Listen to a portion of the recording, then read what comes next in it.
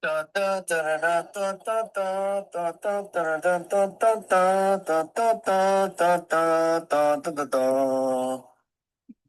welcome back to another video of Chem with Com. So we are in the middle of our stoichiometry lectures. This is lecture 3, and it's called Limiting Reactants. The first one was stoichiometry basics, which you definitely want to check out, then stoichiometry, and then this is our third video. I highly recommend going in order for these. All right. So limiting reactants. Basically what this is let's say you're making something in the kitchen. Let's say you're making pancakes, right? You have pancake mix and eggs and milk, whatever it is. Let's say you run out of eggs first, right? If you run out of eggs first, eggs are your limiting reactant, right? And so what we're going to do is we're going to basically calculate um, how much product we can make from a certain amount of reactants. And then from there, we're going to figure out which one's limiting. And if you're not limiting, you're in what's called excess. You have extra or excess amounts of reactants or ingredients, right? All right, let's get started here. Clean up my screen a bit and then, yeah. All right, let's hit it. So limiting reactants, again, we're using a sandwich example. Here, where our recipe is one sandwich is 2 slices of bread and 1 slice of cheese. This is our recipe. This is what we're starting with. These are our ingredients. We have 28 slices of bread, 11 slices of cheese. Well, we use up 2 pieces of bread for every cheese. So we have 1, 2, 3, 4, 5, 6, 7, 8, 9, 10, 11, right? For every piece of cheese. So we have 1, 2, 3, 4, 5, 6 pieces of bread left over, right? So this is our excess. Bread is our excess reactant. Excess reactant. This bread at the end is kind of like our leftover, right? It's stuff that we didn't use. This is our 11 pieces of cheese, right? And this is called our limiting reactant. All right, let's do this with we're just breaking it down a little differently, right? Okay. So again, a recipe, one sandwich is 2 slices of bread, 1 slice of cheese. We're going to test both reactants to see which one is limiting. First, we're going to start off with our numbers. Our starting numbers, 28 slices of bread, 11 slices of cheese. We're going to test ingredient 1, which just arbitrarily we chose bread, doesn't have to be bread, with unlimited of ingredient 2, right?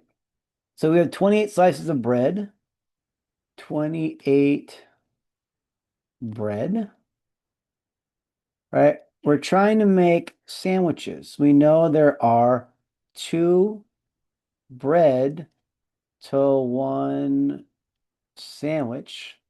Bread cancels out, and we can make 14 sandwiches. That's if we had unlimited cheese. Again, this is a hypothetical test, right? So we have 14 sandwiches here.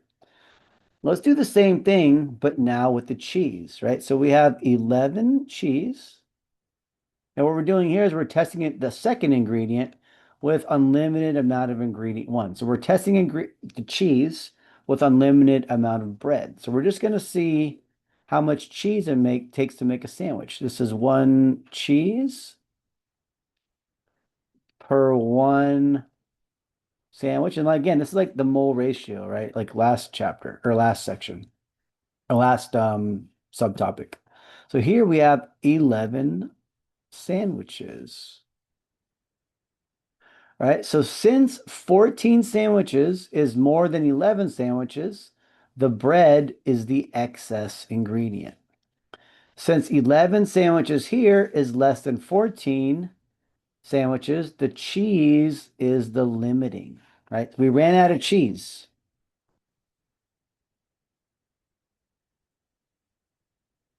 So it ran out, but we can make basically less product. That's the key. Whatever makes less product is the limiting because that's what ran out, right? So visually, let's take a look.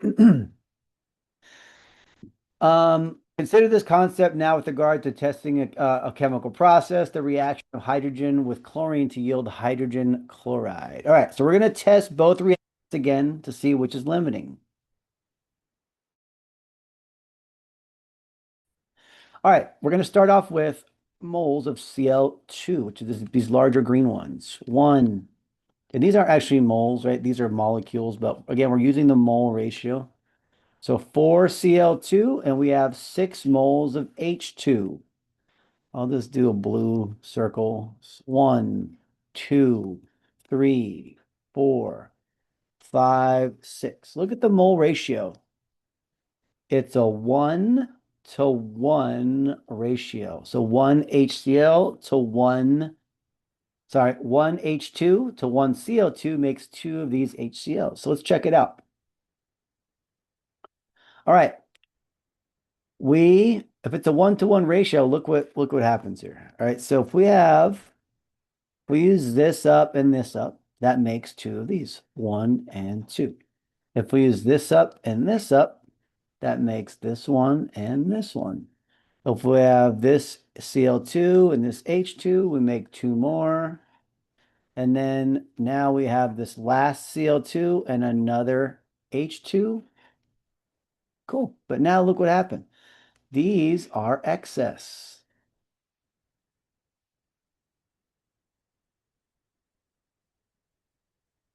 These are leftover. These are the limiting, right? Because we ran out, right? We could have made more HCl if we had more of these HCl2s, right? These are H's, but we didn't. So because we ran out of those first, that's our limiting reactant. All right, take a look here. We have slightly different numbers, right? I think it's yeah, slightly different numbers, but the same chemical equation. Again, this is a 1-to-1 ratio. Let's take a look. So we have 3 moles of H2. Again, we're going to make product.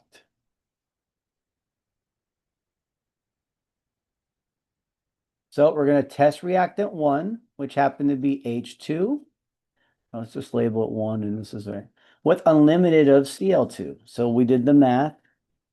We said, hey, we're going to use 3H2, right, which is what we're starting with. We're going to multiply by the mole ratio. And again, this is the product. Moles of H2 cancel out. We can make 6 moles of HCl. All right, here, 2 moles of Cl2. We're going to multiply by the mole ratio of the product. Well, look what's different. This bottom one's different because we have to cancel those out. Because we're testing here reactant 2, which is going to be the Cl2. This was H2 with unlimited of reactant 1. We're going to pretend we have unlimited amount, and whatever we come up with less of, that's the limit. That's going to be the limiting reactant. All right. These cancel out. 2 times 2 is 4. So since 4 moles of HCl is less than the 6 moles, right?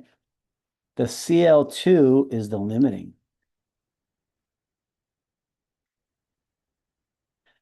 Here, since 6 moles of HCl is greater than 4 moles of HCl, the H2 is limiting, right? The HCl isn't limiting. The stuff you're using to make the HCl is limiting. Sorry, this is excess, my bad. Excess.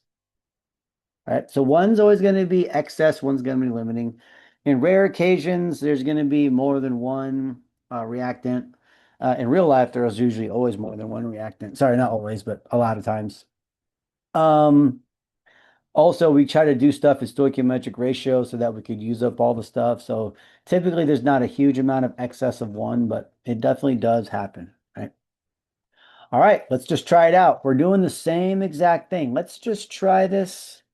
I'm going to do it in two colors, right? What I'm going to do here is our first one, I'm going to do in red, right? We're going to try and go from Si, silicon, to the silicon nitride.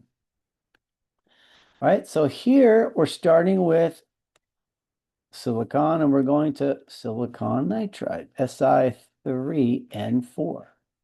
So we're starting off with a certain amount of grams. Again, we're going to just make products for both. So we're starting off with grams. This is our start. We're going to go to moles and then moles of silicon nitride. For the second one, we're going to do nitrogen to silicon nitride. All right, so here we're going to start here also. But here we're going to start with N2. We're going to go the same direction and end up in the same place. We're going to do two things almost exactly the same way. Let's start off with doing molar masses. Oops. Let me hijack this and draw it in blue also. All right. Let's take a look. So this is Si. That's just going to be 28.09 grams per mole. This is N2. So we have 14.01 times equals 28.01 grams per mole. All right, we're done. Let's now take a look. So we're starting off with 2.00 grams of silicon. All right, so grams of silicon on top. We're going to have grams of silicon on the bottom.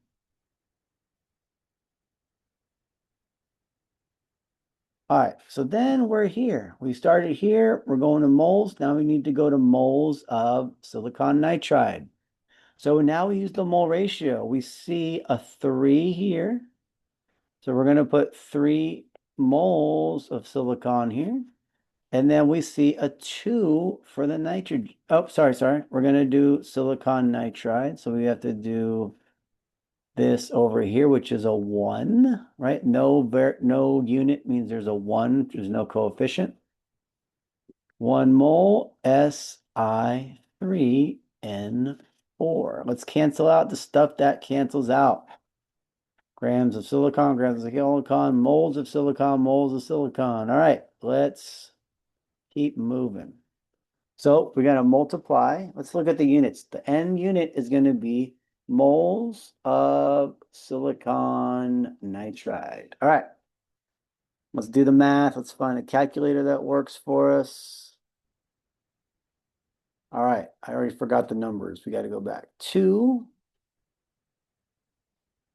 times 1 divided by 28.09, close parentheses, times, parentheses, 1 divided by 3. Let's just make sure that's correct. All right, let's enter 0.0237. 0.0237 moles of silicon nitride. All right, let's do nitrogen now. 1.50 grams and 2. Again, we're starting here. We're crossing number 1, so we have to find the moles of nitrogen. So we have here grams on the bottom, 28.0. I'm sorry, it's supposed to be 02. 28.02 grams of N2 over 1 mole of N2. All right, then we're going to go to now moles of silicon nitride. And so we have the same top part, 1 mole. Again, we're just making products from both of those reactants and seeing which one's lower. And then this part, if you look here, this is 2 moles of N2. Let's see what cancels out. Grams of N2 cancel out. Moles of N2 cancel out. We're left with moles of Si3 and 4. Do the math. So we got to go to the calculator. Let's clear this. 1.5 times, open parentheses, 1 divided by 28.02. Close parentheses. No, go back one, move the arrow over, close parentheses, times, open parentheses, 1 divided by 2, arrow, close parentheses. I got 0.0268. 0.0268. All right, so now we're going to compare the two products that we made from the different reactants. Here we have 0.0237 of the silicon nitride. This is 0.0268. So because this is lower, Si is limiting.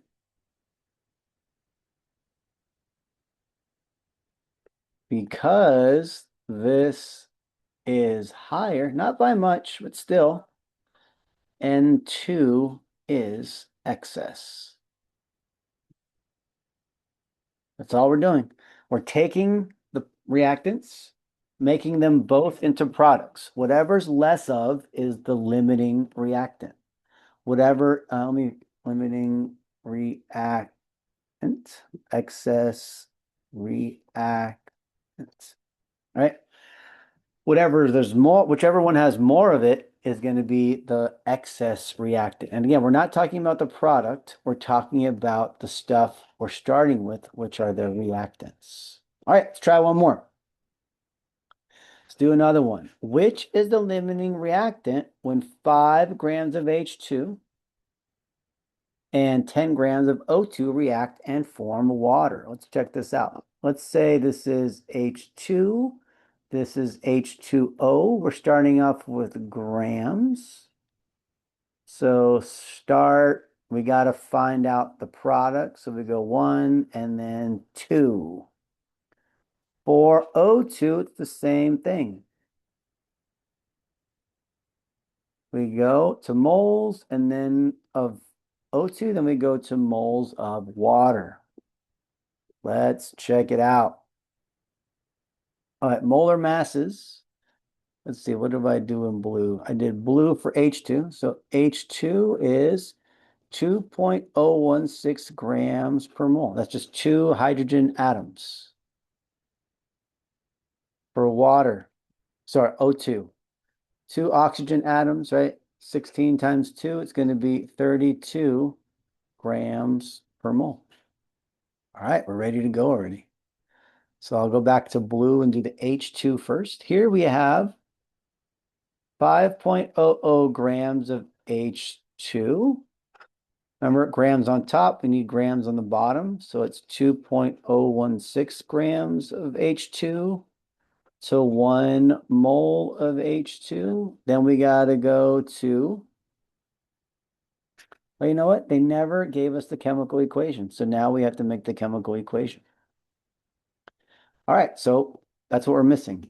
Here we're saying it's H2 plus O2 react to form water.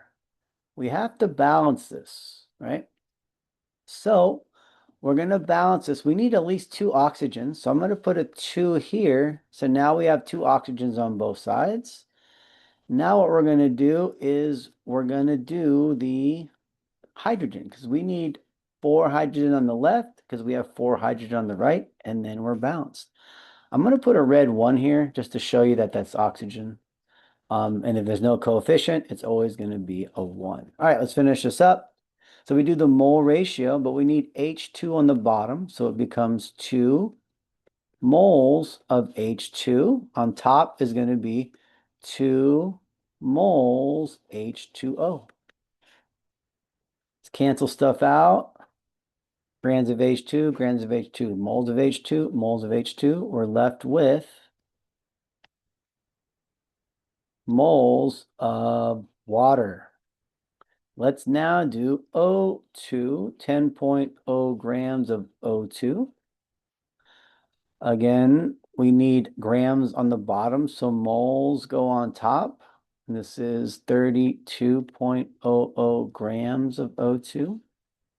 Mole ratio is 1 mole O2 to 2 moles of water. All right. Let's cancel out the stuff that cancels out. That cancels out. That cancels out. This cancels out. This cancels out. Here we're left with moles of water. Let's check that out. Moles of water. So now we just have to fill in those numbers. Calculator. Let's go back to this one. Clear. 5 times 1 divided by 2.016, close parentheses, times, open parentheses, 2 divided by 2, close parentheses, enter. 2.48. And that's specifically moles of water. All right, next one. Clear this. 10 times 1 divided by 32 times 2 divided by 1, close parentheses, enter. 0.625. All right, so let's check it out.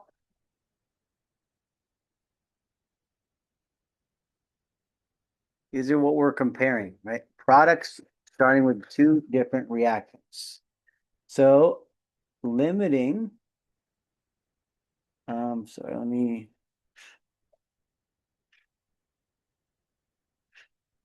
O2 is limiting because less product. I'm wording it slightly differently, just in case the other one didn't sit that well. Here, H2 is excess because more product. Remember, we're comparing products. Product, product, product. And we have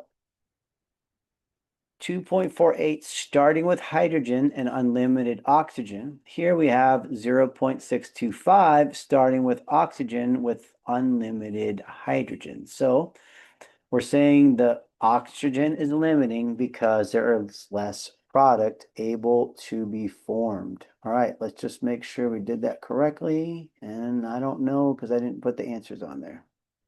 All right, but that looks like it works. And that's it. I will catch you next time for the next video. It's going to be our last stoichiometry video. All right, I'll catch you later.